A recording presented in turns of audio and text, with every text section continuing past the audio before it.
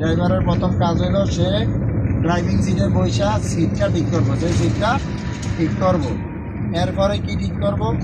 এরপরে steering steering ঠিক করব। এরপরে সে কি করব? Looking glass. এরপরে কি ঠিক করব? লুকিং গ্লাস ঠিক করবো। এখন এই সিটটা কেমনে ঠিক করব?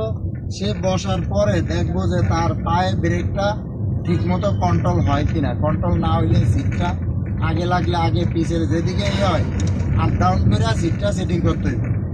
2 নম্বরে স্টিয়ারিংটা উপরে বা নিচে কোন দিকে সেটিং হয় সেটিং করতে হইব। 3 নম্বরে কি? Looking glass. আর এই 3টা জিনিস একটা ড্রাইভারের প্রথম কাজ, গাড়িতে বসার পরে এই 3টা জিনিস সেটিং করে লইতে হবে। এটা হইলো ইন্টারন্যাশনাল একটা সংকেত, হইলো SSM। এস দিয়ে হইলো সিট, এস দিয়ে স্টিয়ারিং, এম দিয়ে মিরর। ড্রাইভারের প্রথম কাজ হইলে